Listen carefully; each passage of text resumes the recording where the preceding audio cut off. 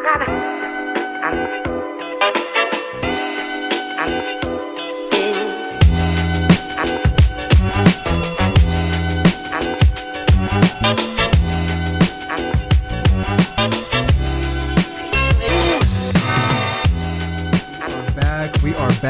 back. Thank you for joining us for yet another week. It is a good episode. So many stories to get into. So much happened this past week.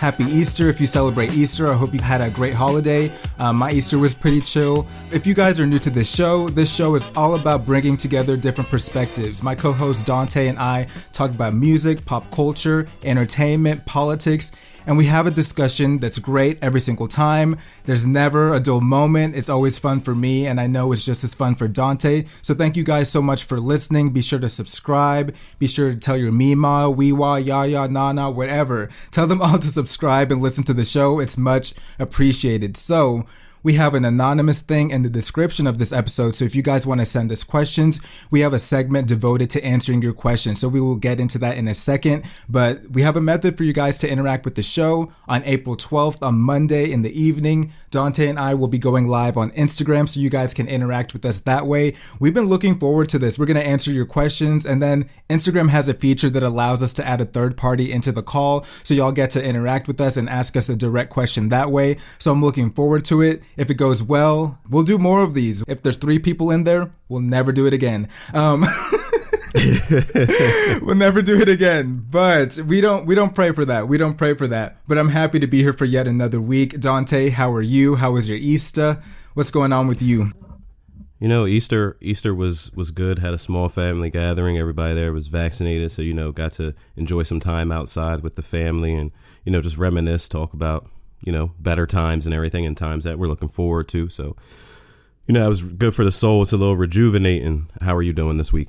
I'm great. I'm happy because I feel good. I ate right before we got on the mics to record this episode. So anytime I eat right before we record, y'all know it's going to be a good episode. So I'm feeling good, Dante. Thanks for asking. I love it. Ooh. But we have quite the week. Before we start, I just want to remind you guys to leave a rating, leave a review. Segue King, we're going to lead right into that. So we have a segment for answering your questions. So Dante, listener questions, 'tis the segment for it. Let's talk about it. All right, guys. So last week, we let y'all know we had a grand announcement that listener letters were coming back. So in keeping true to our promise, we're reading you questions every week. As long as y'all keep sending them in, we're going to hit y'all with some listener questions right now. So first one comes from one of the members of this community, Jeremiah. He said, I got to know, would you ever consider being roomies, and what kind of roomie would Justin be, and what kind of roomie would Dante be? So before you answer that, Justin, the way I'm interpreting this question is, would we be roommates together? Mm-hmm. So I'll let you go first and talk about what type of roommate you would be.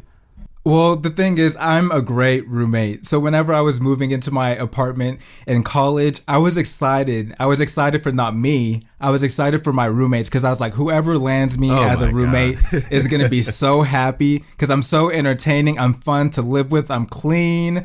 It was a blast. Like my roommates to this day, at least one of them, we're still friends with. He actually listens to the show. Shout out to Darius. He's one of our secret fans. Darius listens every single week, but he'll never text me and be like, yeah, Justin, I love the episode. This is great. Whenever I call him, I'll be like, so do you still listen to the show? And he's like, yeah, I listen every week. Yeah, Dante, I relate to him a little bit. It's good. I'm like, man, why don't you tell me about what you think of the show? But nevertheless, thank you for listening. We love that. But no, we hit it off. I hit it off with all of my roommates. I wasn't expecting to like them, but we all got along. There was no drama. We had fun, too much fun sometimes, but it was great. And that's atypical because most people, especially when you're living with random roommates, they don't have a good experience. Somebody's dirty, somebody's loud, people are doing too much, but that was never the case with me. I feel like I had the greatest situation and it just worked out for everybody. So I'm very lucky in that sense. But I think that I'm a cool roommate as long as you're respectful of me, my time, my privacy, my cleanliness. We'll hit it off and we'll be great. So that's me as a roommate. I don't know about you. I love the self-promotion that you just did there. That was great. No, for me as a roommate, my two big things are cleanliness and no clutter. I don't want to feel claustrophobic because there's just shit lying around everywhere. If you take something out, put it up. If you make something dirty, clean it. That's all I ask for. Everything else we can work out. We gonna pay these bills. Make sure the lights ain't getting shut off. Right. But don't make stuff dirty and just leave it there, and don't clutter stuff. That is two of my biggest pet peeves in lives. I have lived with 2 hoarders. Never in my life will that be me in my household, ever, because I can't stand it. I have PTSD from it. I feel like you can't breathe or even think when there's so much clutter around. I'm the type of person, my workspace, everything needs to be clear so I can concentrate. I can't have books and combs and speakers and paper just scattered around. I need my space to look like my mind, clear so I can think and be very productive. That's it for me. I like that. So Jeremiah, I hope that we answered your question. We got some more for you guys. So I'm going to get into this one. It's anonymous. There was not a name left for this. So, what's up, fellas? I need some advice. I'm a young black man like y'all, and I got a white friend. Let's call him Phil. And he's married to a black woman. Let's call her Keisha. Phil and Keisha just moved to my area in Tennessee from San Francisco. Keisha has experienced a lot of racism recently and told Phil. He was shocked and never knew that we could have it this bad as black people. Phil came to me asking for advice and suggested that we do a YouTube video series about racism. I told him no, and that he should educate himself as a white person. He keeps fighting me, saying that he has non-black friends that don't understand what me and his wife go through, so seeing our faces and hearing our voices will help in his eyes. As a black person, I'm tired of feeling the need to explain myself. Also, I gave Phil a book called Dear White America by Tim Wise, and Keisha texted me asking what the book is about and why he should read it. Does Keisha not want her husband to be more educated? It seems that Phil has good intentions, but what else can I say to convince him that a video series isn't the right idea? What is a better way for him to further educate himself and his friends? Take it away, Justin. So, okay, let me just break it all down because it might be a lot for some people that are listening. So we have Phil, who's in a relationship with Keisha, correct? That is correct. And Phil is white and Keisha is black? Correct again. So Phil is trying to understand, I don't know, the inner workings of what it means or what it takes to be with a black woman. Like, what is it that he's trying to understand? I think that, so from what I'm getting from it, is that Phil is shocked that racism is still so prevalent and he wants his friends that are non-people of color to understand or see it from his wife's point of view. But his wife isn't on board with this. He's asking his friend, who is a black man, about this. That's what I'm gathering from it. So Phil's white, wife is black. They just moved to Tennessee from the Bay Area. Wife is experiencing racism. He reached out to his black friend to say, hey, let's do a YouTube series so we can talk this out and, you know, help other people see it through your eyes and my wife's eyes. Black friend does not want to do it. Gave Phil a book. Keisha's suspicious now. Why are you having him read this? And he wants to know, how can I help my friend and not do this video series? How can he educate himself and his friends? Okay, so I think I'm getting a clear picture now. So Phil wanted to initially do the video series, but the black friend suggested that he don't do it, right? Correct. Okay, so this makes more sense now.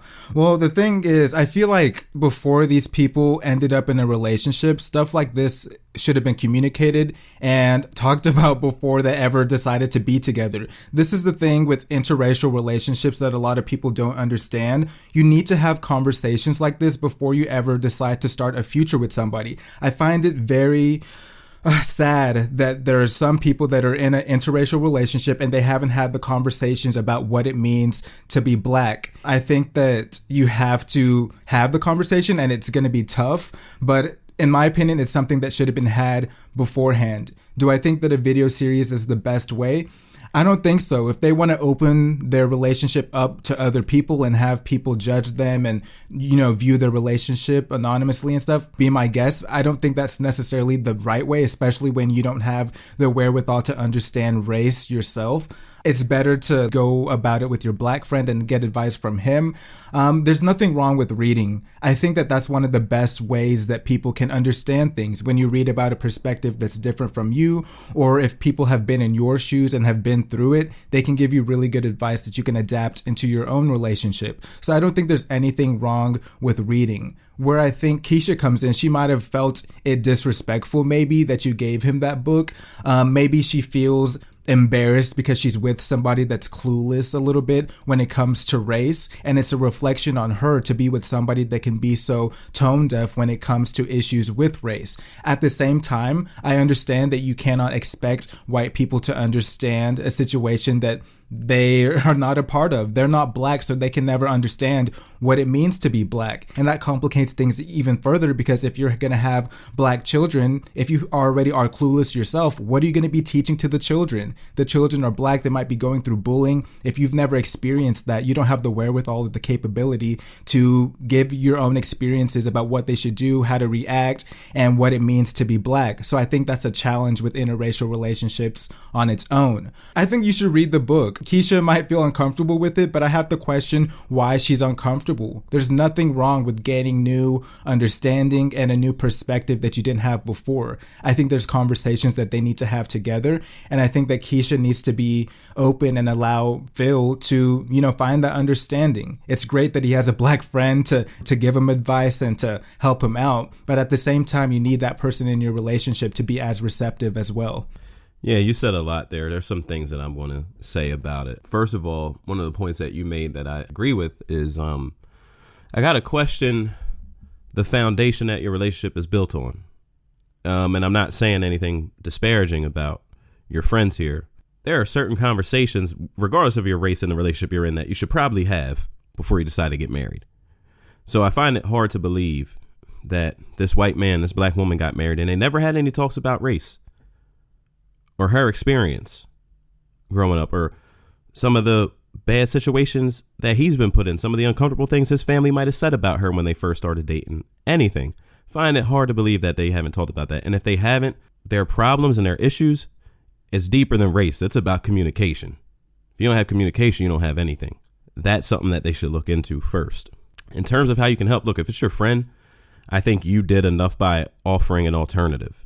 Like, hey, I don't want to do a video series with you, but here's a book where you can further educate yourself. Or, maybe me and you just have private conversations about it. If you have questions, let's talk it out, and I'll try and help you as much as I can. I think that's a good alternative. I think the YouTube series is a bad idea because through the conversations you guys are having, somebody might slip up and say something that they didn't mean to say or didn't want to say or came from a place of ignorance. And that's out there forever. So now you're embarrassed. Your wife's embarrassed. By proxy, that your families are embarrassed. Like, it's just something that can snowball and turn a bad situation worse. In terms of like the kids and everything, I mean, there's a ton of successful interracial marriages and their kids are thriving. And I agree. Like, if you're not black, you'll never know what it feels like to be black. Just like me and you were both men, never know what it feels like to be a woman. But you can educate yourself and try to be there for those kids and, in that situation and, raise your kids and lean on your black partner or whatever. If it's any interracial relationship, lean on that other person so those kids can know about those experiences and teach them, and you can learn along the way. I would suggest avoiding the video series. I think reading the book is a good idea. And I think, you two meeting up or having weekly calls about it might be a good idea. You can vent to him and he can ask you questions. But I really think that advice that he needs is they need to have more communication, him and his wife. It's honestly kind of scary that they haven't had deeper conversations. At least that's what this letter is letting on, that they haven't had those deep combos. But the thing is, I think that it might be necessary to have a conversation with Keisha as well. If she felt disrespected that you gave her husband or significant other a book to educate himself, tell her where you were coming from with that. Tell her the reason why you gave him the book. And maybe she'll understand, and maybe she'll be open to allowing Phil to understand for himself if they're not having that communication in their own relationship, because it might make things better. Whenever he reads whatever's written in that book, he might come to the table with different perspectives that he didn't have before. And likewise with Keisha, when they start having those serious conversations, it'll be better to have that healthy communication, and it'll be good for both parties. So I think that you went about it, the best way you could. The thing that I would suggest against is, I guess, inserting yourself in this situation, because anybody can ask you for advice, and all you're doing as a friend is giving that advice. Anything more, you don't want to, get in the middle of their relationship. They have to handle their own stuff. Friends give support, and then you don't want to dig your claws in any further. You brought up, I don't want to spend too much more time on this. I think we went pretty in depth, but you brought up an interesting point. Maybe Keisha is defensive about the book thing because Phil has not talked to her about about any of this. So I think it's a communication thing that needs to be worked on and happen here. But if I can give you any advice, whoever wrote this in, like Justin just said, do not get in the middle of these people's relationship, because you might be doing it with the best of intentions, trying to be a good friend, and you could be the one that gets turned into the lightning rod for all of this. And right. They still have shit communication and they're blaming all their problems on you, and you don't want that. Avoid it. Avoid it, please. But what is the next listener question, Dante? All right, here's our last one for this week. Another anonymous one. Our digital age has made us crave instant gratification and a constant stream of entertainment, whether that be checking our phone during an awkward silence or listening to music/podcasts while driving or doing chores or whatever. It's so rare for me to sit alone with my thoughts, and I think I would personally be a lot more mindful and in tune with myself if I did. But honestly, maybe it's human nature not to be comfortable with ourselves. Before smartphones, I'm sure people distracted themselves with books, TV, or even convos with other people. I don't know. I feel like nobody prioritizes genuine alone time and parading through our own internal shit and emotions. What are your thoughts? Ooh, that's very layered. I love that question. See, you guys are so smart. One thing I'll have to say about the listeners of this show, they're very smart. You guys are some of the smartest people and y'all ask really good questions. So my answer to that question, I agree with you and you made very valid statements. I do think that sometimes we can get caught up with technology, worrying about the wrong things. And I really do feel like a lot of us don't spend enough time alone with our thoughts. We have a phone to distract us from awkward moments when we're in public. We have our phone to distract us when we're in public in general. I don't want to judge either, because sometimes somebody may appear to be on their phone. I might appear to be on my phone, but I'm actually reading. I have like over 220 ebooks in my phone. So sometimes to pass the time, if you ever see me in public, I'm probably reading something. I'm not just, perusing on my phone. But, I think that it can be an unhealthy thing when we have a crutch and we use our phone as our crutch. I think that there's so many things that we could be spending time with rather than just being glued to a phone. But I think that's a reflection on where society is today. Like you said in the letter, maybe in the past people used other distractions and this is our distraction for this current time frame in this generation. That doesn't necessarily make it a bad thing. But the biggest thing that you said that I definitely agree with is that we should definitely spend more time with our thoughts, more time to think. I think it's healthy. We all get the notice on our phones about how much screen time we're using. I'm not going to say mine because it's crazy, but we all see the notification. And I think that it would be good for our mental health if we detached ourselves from the phone and looked into ourselves inwardly and reflected. It's almost like therapy. Some people go to therapy. Being alone with your thoughts is therapy enough. So maybe some of us should try that if we're too attached to our phones. But that's my take on what you said. Yeah, that is a very layered question. And like Justin, I love that and I enjoy that. So I'll pick apart some different parts of this, but I do agree that it seems like we do not prioritize genuine alone time and just working through our mind and our thoughts. And maybe that's people running from, reality. Like you said about instant gratification online with, social media and everything like that. That's a world that you can create. I was on here the past 2 weeks talking about you control that world. Like if you're into Marvel and shit, like that's your MCU. You can control everything that happens there. You can control who you follow, what you see, the type of things you interact with. But your real life, once you put that phone down, there's a lot less control over that. And, that can be scary. You're doing yourself a huge favor if sometimes you just sit there and, reflect and think and taking your words from this question, parade through our own internal shit. I think that's very healthy and very helpful. And sometimes whenever you're alone in your bed, maybe that's that time to, be silent, be still, sit on your back, look up at your ceiling, be quiet, think about your day and reflect. Treat yourself. It's all about self-care and self-love. That's what we be preaching on this podcast. But that's it for this week. Thank you so much for the listener letters. Keep writing in. We're going to keep reading them. I kind of love this segment. I do too. I like hearing from you guys. You guys are so smart. Like I said, keep sending stuff in because we love to read it. And hopefully when y'all hear that your letter has been read, it'll encourage more of you guys to reach out and send us what you think so we can read it on the show. But we appreciate you guys.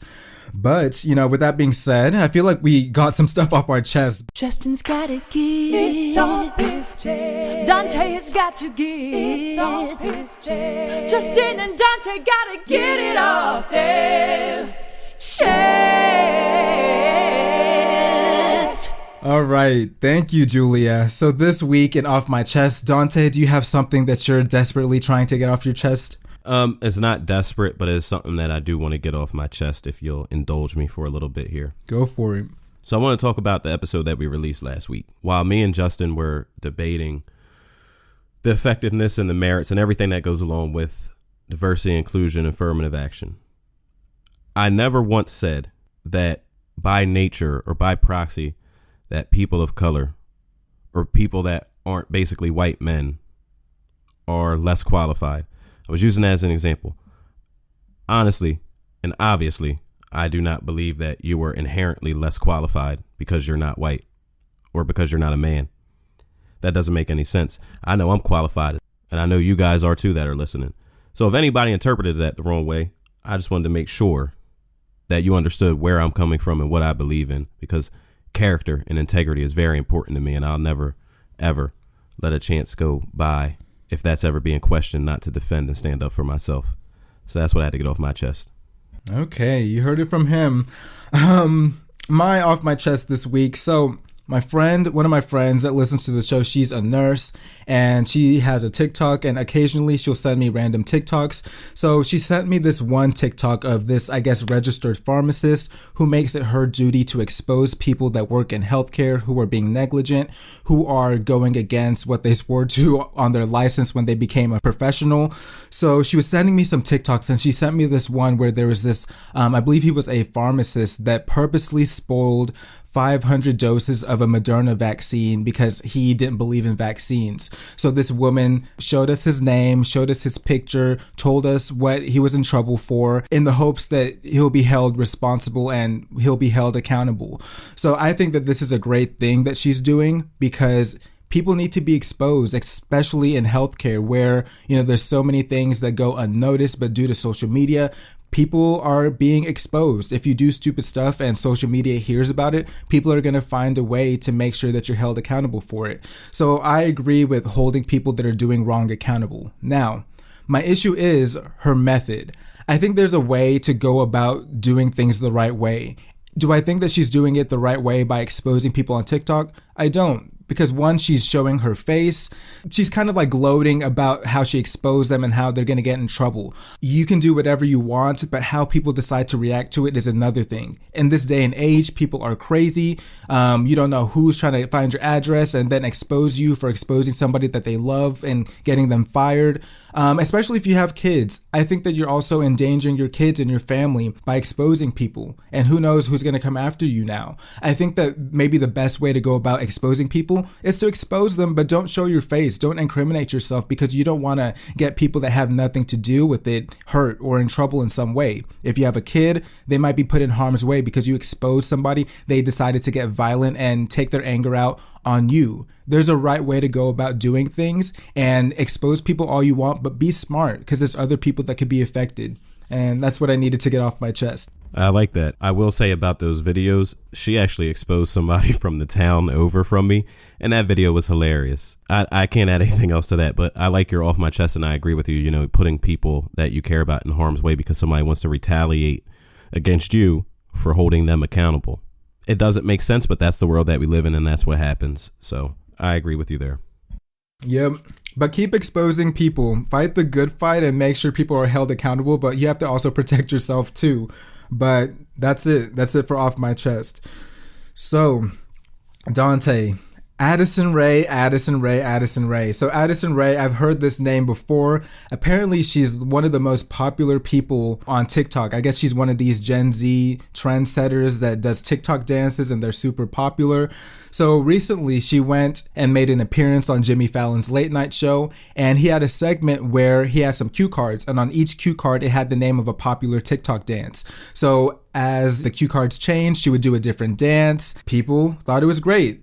Other people were upset, and they were upset because Addison Rae is a white woman, and everybody knows that on TikTok there's been a lot of white creators that are taking credit for black innovation. Black people will create a dance, they don't get it popping, but once another popular white creator does it, they take credit for that, they popularize it even more, and they seldom ever give credit to the originators of that dance. And people were like, here's yet another example of somebody taking credit for black creation. There was some backlash on Twitter, and after the backlash happened, then she came out with a statement saying that, oh, I credit these people. Jimmy Fallon, I think, made a tweet, highlighting and adding all the black creators that were the innovators of those dances. So it was interesting that once, the fire was brewing, then that's when they decided to credit the people as they should. I don't know if you had anything to say about this story. Just some basic thoughts on it. It's like being in school, right? You have to cite your sources. You got to give that citation paper and show, hey, this is where I got this thought from, or this is where I researched this at. How hard would it have been and the only reason I watched that stupid ass segment on Jimmy Fallon's show is because you wrote it down in the notes for us to talk about this week, because I don't give a damn about Addison Rae and what she does on TikTok. Like, she can't dance. I don't care about none of that. So I watched this, and how hard would it have been on those cue cards for them to put at and whoever the originator of it is, of the dance. Give those people some shine. Or bring them on the show. Or that too. But I'm saying, if you didn't want to do that because she's this, social media superstar, and you want to get buzz because you're having her on your show, cool, I get it. But cite your sources. You know what? You're right. Bring those people on the show to dance with her, so then they could get something out of this too. Yeah, easiest way that you could have avoided this problem and done the right thing. Imagine if somebody stole our topics for the podcast, went on a late night show and acted like they were the originators of that topic without giving us credit. I would feel some type of way. Just because I'm not a dancer, just because I'm not a TikToker, doesn't mean that I should not relate to this at all. I definitely relate to this because I'm putting myself in their shoes. I would definitely feel some type of way if some white girl is dancing horribly and acting like she did this dance. And to her credit, I don't think that she's saying, I did these dances and this was all me. It was all me. I don't think she's doing that. Like you said, when you don't cite your sources, it's plagiarism. And it doesn't matter what your intent was. If you don't cite it, it's plagiarism. So don't plagiarize this show. And don't plagiarize people's dances. Give credit to those, creators that are killing it, coming up with dances that get so popular on the forum. But my last question, go ahead. It is a real thing to plagiarize intellectual property. So you should probably watch out for that. And actually, on my old show, we had a famous podcast. I won't name you because I don't want you to get no buzz off of this. But we had a famous podcast that used to steal from us. They stole 2 episodes from us. Talked about the same exact topics 2 weeks in a row. So interesting. The vultures are out there. So cite your sources. You know who else is out there? The secret fans. They love the show. Shout out to the secret fans. I try and mention y'all every single week. Y'all think that we forget about y'all, but I don't. Thank you so much for listening to the show. Thank you for supporting. Thank you for sharing it with your friends in secret. We know that y'all can't get enough of this show. I just had to mention you guys because y'all love the show and I appreciate it. But my last follow-up to this question or this topic is, do you think that people are doing too much? Do you think that this outrage culture has gone too far? Do you think that this is a big deal, or do you think that the backlash that Addison Rae faced is warranted? I mean, that was more than one question if we were keeping track there. But I'm just messing with you. I think that initially, if people were going to be outraged and have backlash, it should have been more towards the Jimmy Fallon show than to her. They run the show. They have a say over what happens. She don't. She's just a guest. She's as you said, you sounded pretty old there, a TikToker, right? So she don't got no say or no power on what happens on that show. But I was reading about her response to everything, and she kind of handled it poorly. So, I don't know. I don't necessarily feel bad for you. I don't really care about it. But like I said, cite your sources, because too many people have going uncredited throughout history for starting something or creating something, and somebody else does it, and now it's the hottest thing in the world. Little Richard recorded a song one year in the 50s, right? And it barely charted. They trimmed it down and did a real vanilla version with a white singer named Pat Boone, and it was the #1 song in the country. Little Richard didn't get paid for any of it. That's why we have copyright laws now. Just a little history lesson in there for you. No more stealing. No more stealing. Cite your sources, guys. But next story. So you had a story about the MLB and them moving the All-Star game as a response to Georgia's new voting laws. What are your thoughts on this? Major League Baseball was going to have the All-Star game this year in Georgia, and they were going to honor Hank Aaron, who for a period of about 30 years was the Major League Baseball all-time home runs leader, did a lot of civil rights work, played for the Atlanta Braves. So he just passed away this past year. So what better way than to honor him in the stadium where he hit a majority of his home runs? Well, last week, Brian Kemp signed into law the For the People Act in Georgia, restricting voting rights and making it illegal to give people waiting in line water and food, and cutting down on the hours that polling places are open. And I tell y'all every single time, nothing happens until the money gets upset. So when people said, yo, we're not flying Delta no more, Delta comes out and says, we're against this law. We tried to speak up and they wouldn't listen to us. People said, we're boycotting Coca-Cola. They said, this whole thing is abhorrent. We don't support it. Once the money started saying that, Major League Baseball said, hey, everybody has the right to vote, and this law is restrictive of that. We're moving the All-Star game. So you're going to see a real tug of war in a lot of these places that are trying to pass these laws to restrict voting access. And Georgia is the test case for all of this right now, because that's a lot of money that Georgia's losing out on by the MLB moving the All-Star game. But this is not unsimilar to what we saw in North Carolina when they passed a restrictive transgender law about bathrooms, and the NBA said, well, we're not holding the All-Star game there. So how hard is it to be on the side of right? This is interesting because I've seen some people say that this is actually not the best way to go about punishing Georgia for their controversial voting law. People were saying that every year Major League Baseball brings so much money and new jobs into the city, and by honestly having this law in place with the voting rights and also removing the All-Star game from Georgia, you're double jeopardizing the people of Atlanta who need those jobs. And I see where they're coming from, because they're right. Maybe there's different ways to go about doing this without harming the people of Georgia twice. So I hear that argument. It makes sense. But when you look into it, it's not creating jobs like it's a long-lasting job. Like, you're talking about event staffing. So you're talking about people working over a weekend. And a lot of that money does not trickle down to the people who are actually residents of Atlanta and the surrounding areas while this event's in town. So to me, a lot of the argument about that is a moot point. I don't think so. I think that you're speaking from a place of privilege. Put yourself in the people's shoes who depend on the money coming in for that. I'm not speaking from a place of privilege. I'm speaking from a point of, I've listened to the people who live in Atlanta that have seen this happen, that are talking about, hey, the money never trickles down to the people who actually need it here. And then who is it trickling down to? There's no such thing as trickle down economics. The rich keep the money. We both know this. But there's still jobs that are being lost at the end of the day. You know, there's a weekend for the All-Star game, but it takes prep in order for that to happen. It's not just a weekend and that's it. There's cleanup as well. There's not an All-Star game there every year. And I'm pretty sure they would use most of the staff that they have there already doing these Braves games, because it would be at the Braves field. So you'd hire an extra workforce to pull off this event. So it's not like permanent jobs being created. I mean, I never said it was. I understand that it's not permanent jobs, but it's still help nonetheless. Just like the stimulus check, it's not a forever check that you're getting every month, but it's still help, is it not?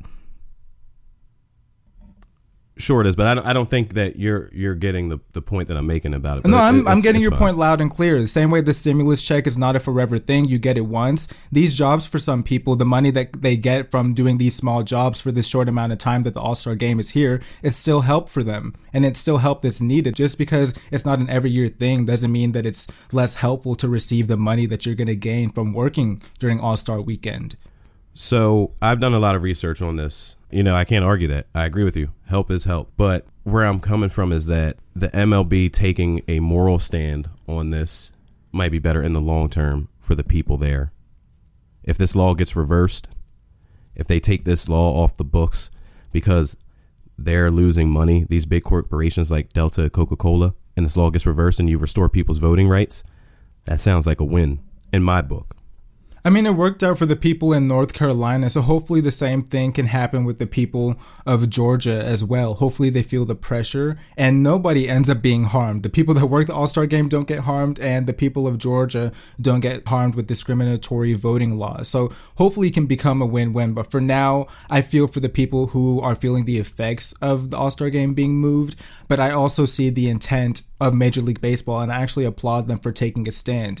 Ultimately, they'll be on the right side of history. Can't say the same for the Georgia lawmakers. No, we can't. That's why it's so important to get out and vote. I'll keep stressing that to you guys. Moving on to the next thing. So Bhabie, y'all might know her as Bhabie. She's a rapper. She's also known as Catch Me Outside Girl. She went on Dr. Phil and made a fool of herself, exhibiting bad behavior for, I think, a 13-year-old. I don't know how old she was at the time, but she instantly became famous after that whole Catch Me Outside episode of Dr. Phil aired. And then she got signed to a record label. Then she started making music, and she's still, gaining followers, and then still pretty popular among young people, I guess, because I don't know who else is listening to her. She just turned 18 years old, and she decided to make an OnlyFans. And the second it was available, in just 6 hours, she reached $1 million worth of money that she gained from subscribers to her OnlyFans. Is this predatory behavior? Are you concerned that so many people wanted to subscribe to her OnlyFans? And if anybody doesn't know what OnlyFans is a website that allows you to post explicit stuff for your subscribers. So your subscribers can pay a monthly fee to get access to pictures and videos of you doing sexually suggestive things. So there's anything ranging from feet on there to nudity and stuff like that. So y'all get the gist of what OnlyFans is. So is this predatory behavior that she gained $1 million in just 6 hours from people that were willing to see her OnlyFans? So, wow. So you said a lot there. She made $1 million, you said, in 6 hours? Mm-hmm. It sounds to me like she was hustling. Now, I think those people are creepy. So did she launch this like on her 18th birthday? Like, hey, I just turned 18. I think maybe a week or so afterwards. Well, that's creepy because that means people were preying on her when she was 17, turned 18 to then become legal to see her naked body. That's creepy. That is predatory behavior. On her end, she's a grown woman now in the eyes of the law. She's 18. If she wants to go and post her nudes on OnlyFans and get money for this, like you said, $1 million in 6 hours, good for her because she willingly made that choice. It's not like somebody hacked her iCloud and posted her nudes somewhere. She put this content out there for the world. And if people are being sick and depraved and paying for it, if she's okay with that because she put that content out there, good on her for making that money. Shit, $1 million in 6 hours is a lot of money. Mm-hmm. I agree. If she wants to do that, go ahead and do it. People are paying her for it, so it's not like she's doing it for free. So if people are willing to pay for it, that's on them. But at the end of the day, she's laughing to the bank. Y'all already made her an internet star, and now she's laughing to the bank even more because y'all are paying to see, what may be fake pictures. For all that we know, whenever people subscribe to OnlyFans, you don't know what's behind the paywall. So what's behind the paywall could be just a regular selfie, and she made you subscribe to her OnlyFans just to see that when you were wanting to see nudity. So she might be trolling too. I don't know what's behind the paywall. I'm not interested in seeing that. So, that's that. But, she might be fooling people. She might be smarter than we think. But if not, it's her decision. It's her body. And I really don't have a say in that because she's now legal. And, if it's legal, it is what it is. Yeah, I mean, if you get trolled and like you Justin said behind the paywall, you can't see what happens, and you pay $50 and it's a picture of her giving you the finger, you a simp and you deserve that. You deserve that. That's God's plan right there. So that is so funny. Yeah. I hope that's actually what's happening. Who knows? But if that's happening, people will be so mad. Oh, I waited 18 months for this, and that's your problem. That's your problem. So we'll end on reviews. So we have a new review that we received, and we wanted to read this one because whoever sent this sent a long review, so I feel like we should grace this person with the decency to read it on air. So somebody sent us a review and they quoted it by saying, "Respectfully disagree." So they said, "Love the podcast, but would like to push back on your Weeknd Grammys take. While I do think The Weeknd came off as whiny about his boycotting of the Grammys, I do think it's hypocritical given what Beyonce and Jay-Z did and how positively they were received. No slander towards them, but given how this year's Grammys were so Rock Nation focused, it's hard to not see what was going on behind the scenes when it came to who won the awards. I get that it's the music game, but isn't it hypocritical of them to bash the Grammys for not recognizing the best artists and awarding people just based on connections, then strong-arming the Grammys into doing the same thing for their own artists? Can't fight corruption, then be an active participant in corrupting the voting process. At least I think so. Anyways, sorry for the long review. Love the show." Hold on, before you respond, because that was all to you. Was this a 5-star? It was a 5-star. All right, then I'm cool with it. I want you to address this person that did this review right to you. Okay, that's only fair. I want to give Justin on this show the chance to listen. I would stand up for Justin if I needed to, but I don't need to because he's a grown man, can speak for himself. Of course. I think that, first of all, thank you for leaving a review. It means a lot. Thank you for loving the show. I think that whoever sent this is black because they're talking about conspiracies. I think they're black because they're talking about conspiracies. Second, I disagree.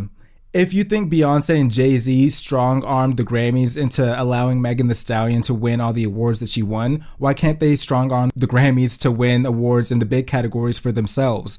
I don't think that there's any power that Beyonce and Jay-Z has when it comes to the people winning certain awards. Otherwise, they would rig it for themselves every single time. You don't think that Jay-Z would rig it to win Album of the Year? You don't think that Beyonce would rig it for herself to win Album of the Year all the times that she's been nominated? So if she can rig it, don't you think she would have rigged it already? So I don't think that Beyonce and Jay-Z have any power when it comes to the people who vote on these awards and who actually wins the awards. Otherwise, they would have won in the big categories. So this person is talking about the fact that Megan Thee Stallion is a Rock Nation artist. I think she's managed by Rock Nation. So whoever sent this is basically saying that because she's on Jay-Z's label, Jay-Z somehow strong-armed voters into making sure that Megan Thee Stallion wins the awards that she won. I disagree. I think that the voters voted for that. I don't think Jay-Z had any influence on that. Otherwise, he would influence himself and his wife. That's what I think about it. I don't think there's corruption in that sense. I think the corruption stems from the people that actually run the show and the people who actually vote on it,